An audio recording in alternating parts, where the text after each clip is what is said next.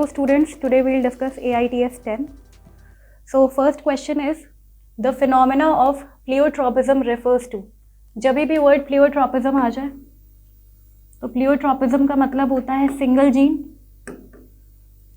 ठीक है, and single gene affects many phenotypic expressions और कैरेक्टर्स, ठीक है। तो सिंगल जीन, और कभी भी पॉलीजेनिक आ जाए तो बहुत सारे जीन मिलकर के एक कैरेक्टर को कंट्रोल कर रहे हैं। More than 2 genes, option number 1 गलत। Presence of several alleles of single gene controlling single cross over, ये भी गलत। Presence of 2 alleles each of 2 gene controlling a single trait, गलत। अ सिंगल जीन मिल गया, एक जीन है अफेक्टिंग मल्टीपल फिनोटिपिक एक्सप्रेशन, तो ऑप्शन नंबर 4 करेक्ट हो जाएगा। ओके,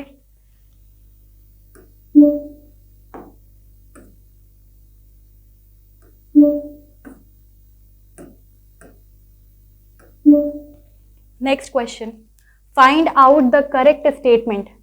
पहला स्टेटमेंट है pleiotropic gene have multiple phenotypic effects. सही बात है, अभी हमने डिस्कस किया है कि pleiotropic gene have multiple phenotypic effects, सही बात है।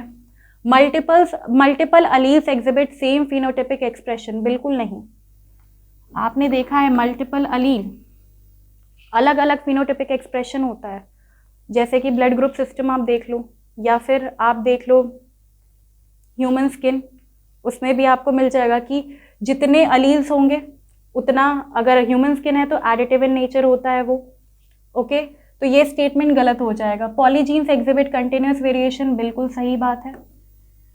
डिफरेंट जीन्स रहेंगे एग्जिबिट कंटिन्यूस वेरिएशन, तो ऑप्शन नंबर ए एंड सी ये दोनों सही होंगे। करेक्ट आपको पता करना है, तो ए एंड सी सही है, तो ये वाला सही हो जाएगा। ओके, नेक्स्ट क्वेश्चन,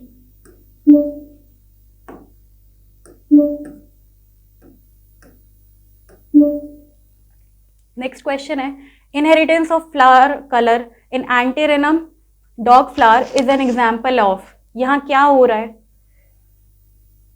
ये रेड है, ठीक है, उसका क्रॉस कराया जा रहा है वाइट से।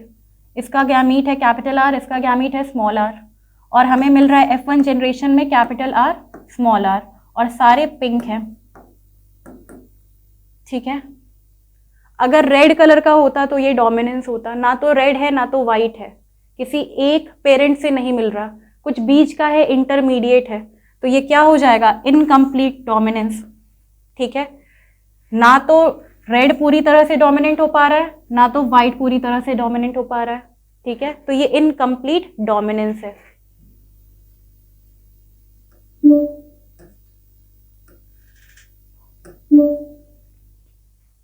फीमेल हेट्रोगैमेटी इज फाउंड इन, आपको पता है ह्यूमन में मेल हेट्रोगैमेटी होता है, ठीक है, XX XY। ड्रोसोफिला में भी सेम होता है मेल, ठीक है। बर्ड में होता है फीमेल हेट्रोगैमेटी, इसमें क्या हो जाएगा, फीमेल्स के पास ZW होगा एंड मेल्स के पास ZZ होगा, तो ये हो जाएगा फीमेल हेट्रोगैमेटी। मतलब कि फीमेल्स जो हैं उनमें हेट्रोगैमीट्स होंगे, जो सेक्स क्रोमोसोम है वो डिफरेंट होंगे।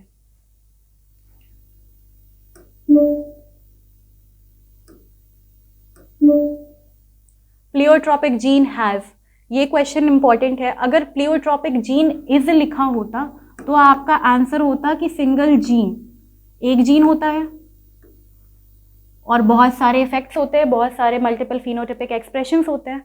यहां लिखा हुआ है प्लियोट्रोपिक जीन हैज, अगर प्लियोट्रोपिक जीन हैज लिखा है तो क्या होते हैं, मल्टीपल फिनोटिपिक एक्सप्रेशन। ये ऑप्शन करेक्ट हो जाएगा, option number 4। Okay, next,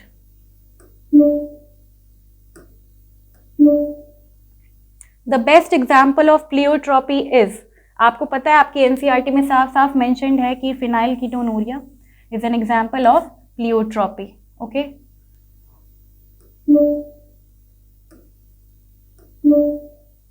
the initial clue about the genetic chromosomal mechanism of sex determination can be traced back to some of the experiment carried out in, ये line आपकी NCERT की है जो कि दी हुई है सेक्स डिटर्मिनेशन में। सेकेंड लाइन है और लिखा हुआ है उस लाइन में कि initial clue about the genetic और chromosomal mechanism of sex determination can be traced back to some of the experiments carried out in, किसमें, इंसेक्ट में। ये एनसीईआरटी की लाइन है और मेंशन्ड है सेक्स डिटर्मिनेशन टॉपिक में। Okay, next question, an autosome is, आपको पता है सेक्स क्रोमोसोम के अलावा जितने भी क्रोमोसोम होते हैं वो ऑटोजोम्स होते हैं, ठीक है। तो क्रोमोसोम हाफ गलत बात है, सेक्स क्रोमोसोम गलत बात, chromosome other than sex chromosome बिल्कुल सही। तो ऑप्शन हो जाएगा option number 3।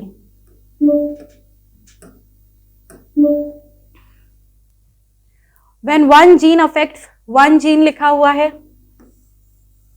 Affects more than one phenotype, एक से ज्यादा फिनोटाइप, तो ये सुना सुना लग रहा है, आज ही बताया है, प्लियोट्रॉपिज्म हो जाएगा ये,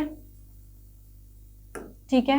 when more than two genes, more than two genes, एक से ज्यादा जीन है, मतलब पॉलीजेनिक की बात हो रही है।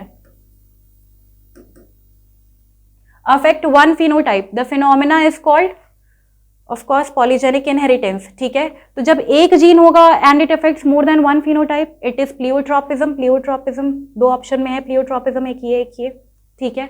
दूसरा है when more than two genes affect one phenotype, the phenomena is called polygenic inheritance, polygenic inheritance. Option number 2 correct हो जाएगा। ओके, नेक्स्ट,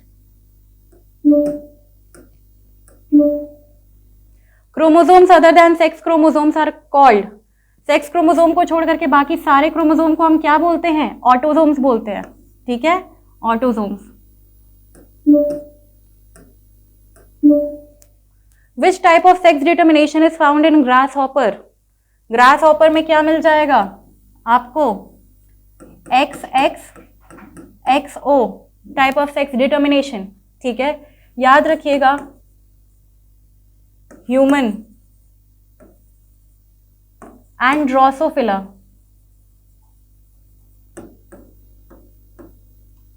इसमें होता है XX, XY, इंसेक्ट जिसका एग्जाम्पल दिया हुआ है grass hopper,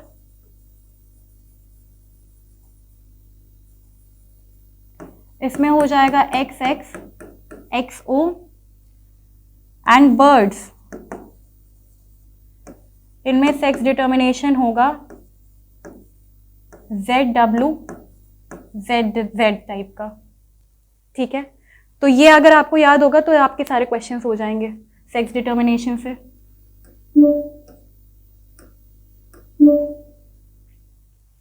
what is true in case of honey bee, honey bee की बात हो रही है। हनी बी में आपको पता है जो मेल्स होते हैं उनमें 16 क्रोमोसोम ही पाया जाता है, which means they are haploid. And जो फीमेल्स होती हैं, अब वो चाहे क्वीन हो चाहे वर्कर बी हो, उसमें 32 क्रोमोसोम्स पाए जाते हैं, which means they are 2n, which is diploid. ये हैप्लॉइड हो जाएगा एंड ये डिप्लॉइड। देख लेते हैं ऑप्शन कौन सा है। मेल डिप्लॉइड गलत बात है, मेल डिप्लॉइड गलत बात है, मेल हैप्लॉइड होगा, तो ये दोनों ऑप्शन हो सकता है। फीमेल हैप्लॉइड ना, फीमेल डिप्लॉइड होगी, ऑप्शन नंबर 4 करेक्ट होगा, ठीक है। आगे बढ़ते हैं। Mendel observe that all the F1 progeny plants, F1 लिखा हुआ है, F1 प्रोजेनी प्लांट्स किसको रिजेंबल करते हैं, F1 प्रोजेनी प्लांट्स जो है वो हमेशा किसी एक पेरेंट को रिजेंबल करते हैं, ठीक है, resemble one of their parents, ये हो जाएगा resemble one of the parents, ठीक है।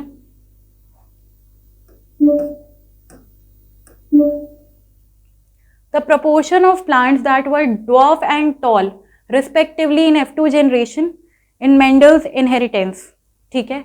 F2 जनरेशन की बात हो रही है और ड्वार्फ कितने पाए जाएंगे और टॉल कितने पाए जाएंगे। हमें पता है कि टॉल 3/4 होंगे, 4 में से 3 जो हैं वो टॉल होंगे एंड 1 क्या होगा, ड्वार्फ होगा। तो कौन सा हो गया, रिस्पेक्टिवली लिखा हुआ है तो ध्यान देना है आपको। Option number first. ड्वार्फ होंगे 1/4 एंड टॉल होंगे 3/4। ठीक है, इसका ऑपोजिट भी लिखा हुआ है तो ध्यान दीजिएगा, यहाँ रिस्पेक्टिवली लिखा हुआ है। पहले ड्वार्फ का बताना है फिर टॉल का बताना है।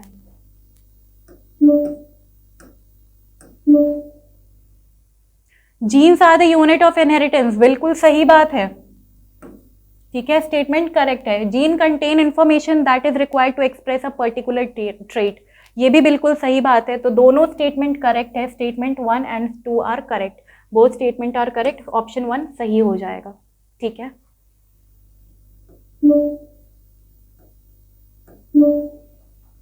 The phenotypic ratio of monohybrid cross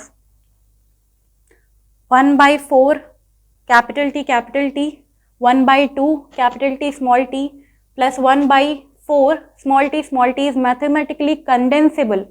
condense करने की बात की जा रही है। ठीक है, तो देखो अगर हम ये ले लें 1/2 t प्लस 1/2 t और इसका ये एनसीईआरटी में लिखा हुआ है।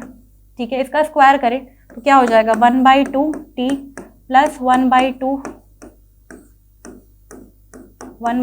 t plus 1/2 t।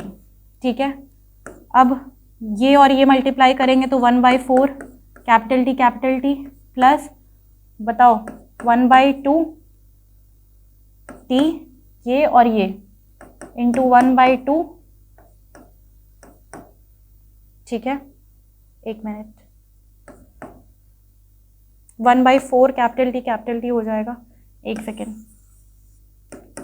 इसको सॉल्व करेंगे जब हम तो हमें मिल जाएगा 1/4 capital T plus 1/2 capital T plus 1/4 small t। ठीक है, तो ये है, आप इसको a plus b whole square से भी कर सकते हो, a square plus b square plus 2ab से ये सॉल्व हो जाएगा। ठीक है, तो ऑप्शन नंबर कौन सा करेक्ट हो जाएगा, ये वाला। Clear?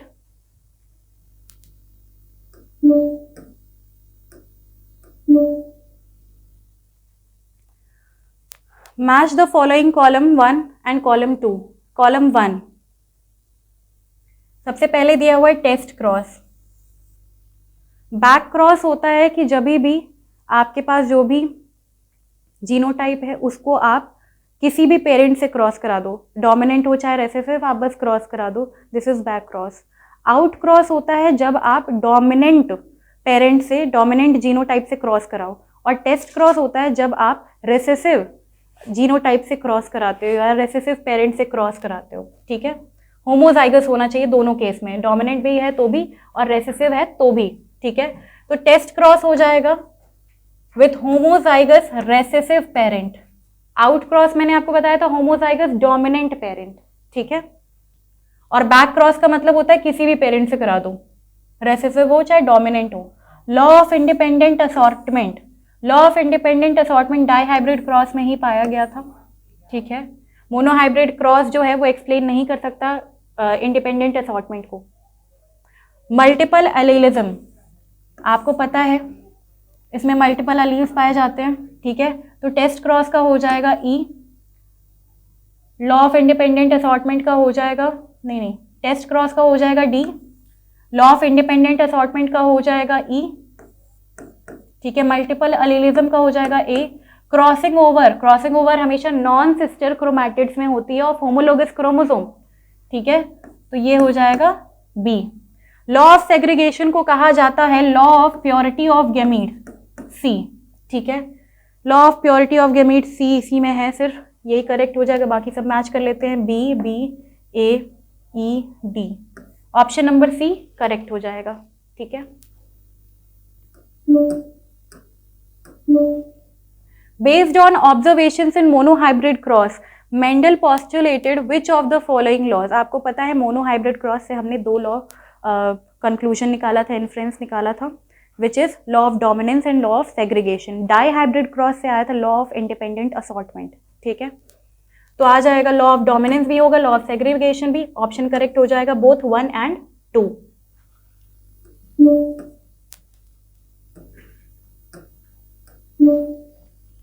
Dihybrid cross is made between capital R capital R capital Y which is yellow and round seed and wrinkled and green seed of P. F2 ratio आपको बताना है, F2 ratio is very very very famous, आपको पता है 9:3:3:1 हो जाएगा, यही ratio है। ठीक है, किसके किसके के बीच में ऑर्डर देख लेते हैं। राउंड येलो, हाँ 9 होगा, राउंड ग्रीन 3 होगा, रिंकल्ड येलो 3 होगा and wrinkled green recessive RRYY 1 होगा। तो कौन सा हो गया, ऑप्शन नंबर 2। ठीक है,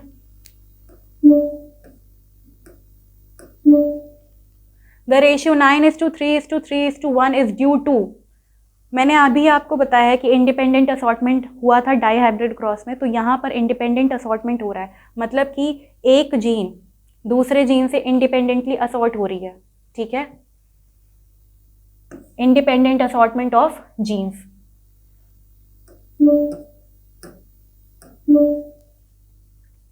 Mendel could not come up with physical proof for the existence of his factor known as genes और क्रोमोसोम। बिल्कुल सही बात है, इसी वजह से कई वक्त तक उनके वर्क को एक्नॉलेज नहीं किया गया था। रीजन है chromosomes were discovered only after, लिखा हुआ है बेटा ध्यान रखिएगा, only after 1900 due to advancement in microscopy. ठीक है, ये भी बिल्कुल सही बात है, इसी वजह से सिर्फ बाद में रीडिस्कवर किया गया, 3 साइंटिस्ट ने रीडिस्कवर किया उनका work after the advancement in microscopy. तो दोनों स्टेटमेंट सही है और रीजन करेक्ट एक्सप्लेनेशन है असर्शन का, ऑप्शन नंबर ए करेक्ट हो जाएगा।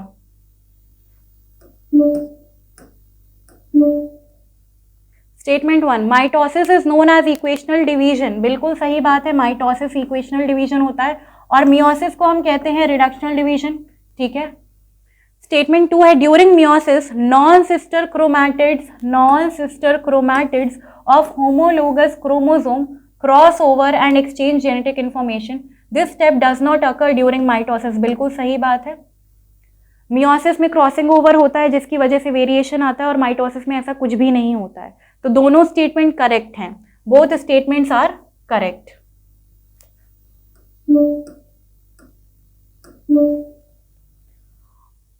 Next question, Morgan found that genes white eye and yellow body in Drosophila are very tightly linked and show dash% recombination।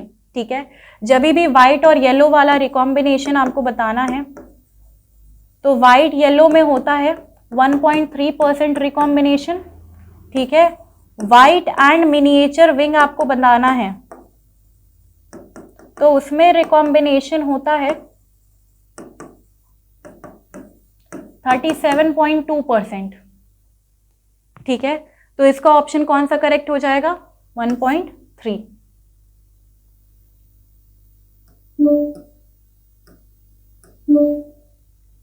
The genetic maps are used as a starting point in the sequencing of whole genomes, as in the case of Human Genome Sequencing Project।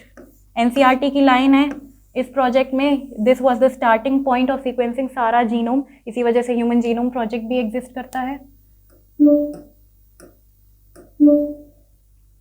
The following figure shows the diagrammatic representation of, ये हो रहा है independent assortment. ठीक है, ये diagram आपकी NCERT में लिखा हुआ है और एनसीईआरटी में ये डायग्राम जहां दिया हुआ है उसके नीचे लिखा हुआ है कि इंडिपेंडेंट असॉर्टमेंट ऑफ क्रोमोसोम दिखाया जा रहा है इस डायग्राम के थ्रू। ऑप्शन नंबर 2 करेक्ट हो जाएगा। जो भी आप डायग्राम आपकी एनसीईआरटी में दिया हुआ है वो आप कोशिश करें कि उसके नीचे क्या लिखा हुआ है, उसके बारे में क्या लिखा हुआ है, सब कुछ एनालाइज करें अच्छे से।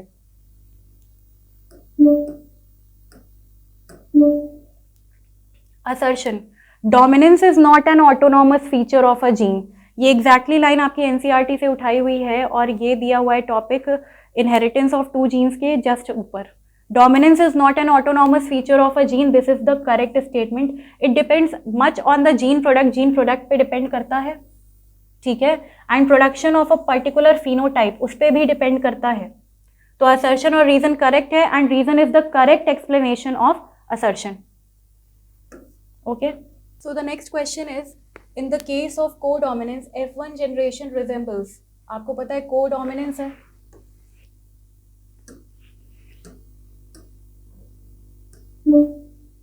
कोडोमिनेंस है तो बोथ ऑफ द पेरेंट्स होगा करेक्ट आंसर। ठीक है, नेक्स्ट,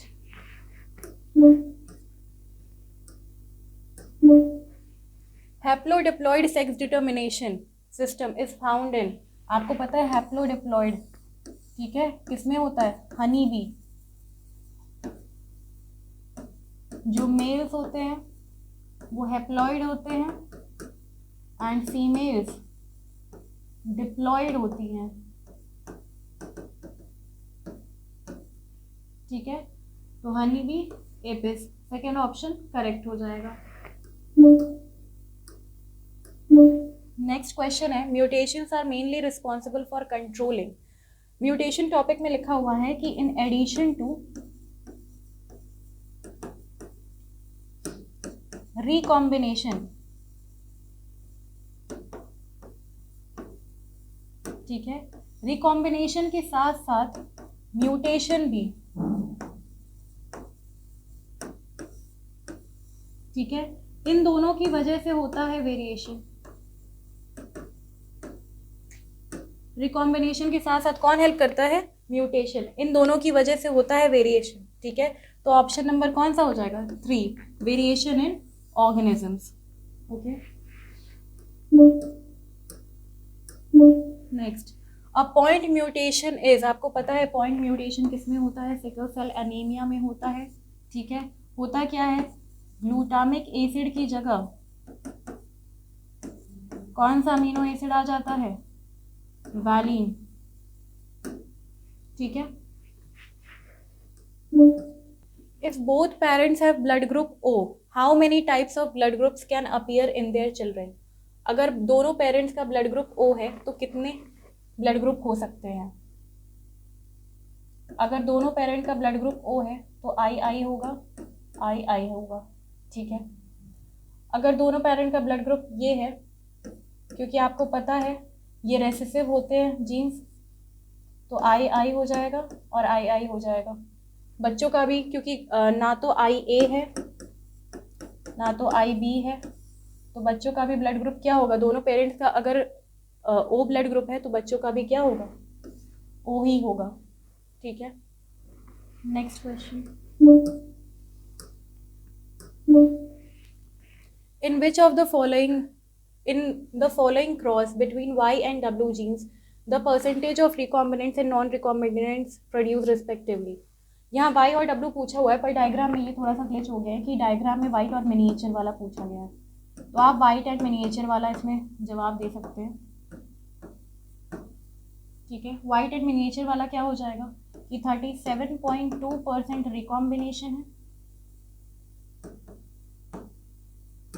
एंड 62.8% नॉन रिकॉम्बिनेंट है,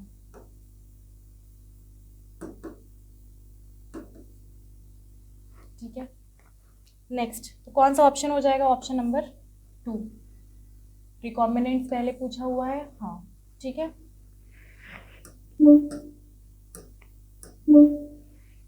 the study of structure and function of genetic material, structure and function of genetic material मतलब DNA और RNA, ठीक है, mainly led to the development of which field? Molecular biology, this is the correct option, okay. Next,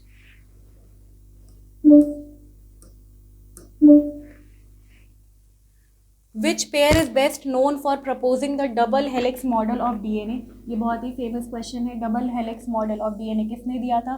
Watson and Crick sir ने इन the year 1953, ठीक है।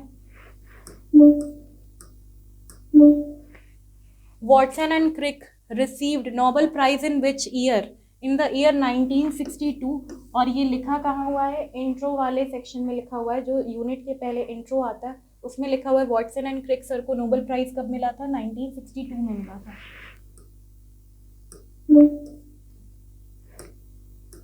Next question है, why does an elephant gives birth to a baby elephant? Elephant हमेशा elephant को क्यों birth देता है? क्योंकि लाइक बिगेट्स लाइक, एनिमल अपने जैसे ही बच्चे को जन्म देता है, क्यों देता है? Due to genetic inheritance, because of genetic inheritance same genes transfer होती हैं, थोड़ा वेरिएशन भी होता है उसमें, तो ये करेक्ट ऑप्शन हो जाएगा। Inheritance is best defined as, it is best defined as, inheritance का मतलब क्या होता है कि जीन्स का ट्रांसफर होना from parents to offspring, transmission of characters from parents to offspring. कहाँ लिखा हुआ है? First page.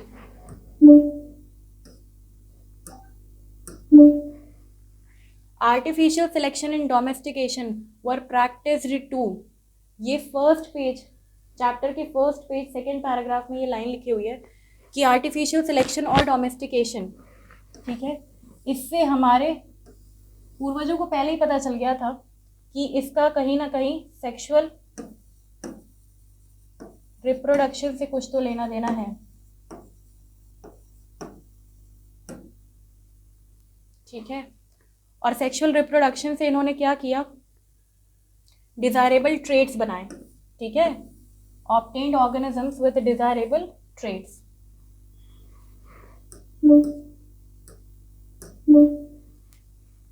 A child has blood group O. How many recessive alleles must be present in the child? कितने genotype होंगे? अगर recessive alleles हैं, blood group O है child का, तो रेसेसिव अलील्स आई कितने होंगे? ऑफ कोर्स आपको पता ही है कि O होने के लिए दोनों को स्मॉल आई होना होगा, तो जीनोटाइप क्या हो जाएंगे? कितने हो जाएंगे? रेसेसिव आई अलील 2 है ना, 2 हो जाएंगे। HBS peptide, the 6th amino acid, 6th amino acid पे क्या हुआ था? ग्लूटामिक एसिड की जगह क्या आ गया था? वैलिन। और फर्स्ट पोजीशन अगर आप उस चेन की देखोगे तो फर्स्ट पोजीशन पे और 6th पोजीशन पे सेम अमीनो एसिड हो जाता है, which is valine and valine. तो कौन से अमीनो एसिड पे और हो जाएगा? फर्स्ट।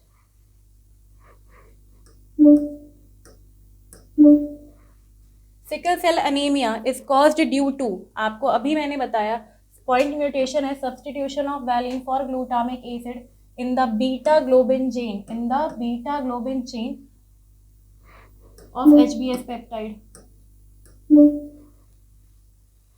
ठीक है। नेक्स्ट क्वेश्चन है वेरिएशन रेफर्स टू, पहले पेज पे लिखा हुआ है degree of difference between parents and offspring. Variation मतलब क्या होता है कि कितना ऑफस्प्रिंग डिफरेंट है अपने पेरेंट्स से।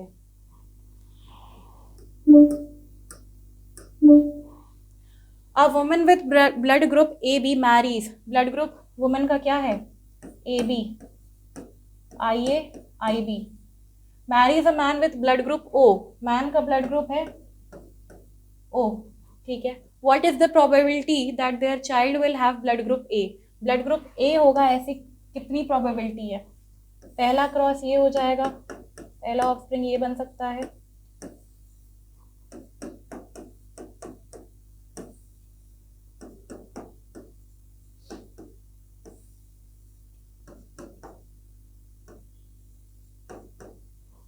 ठीक है।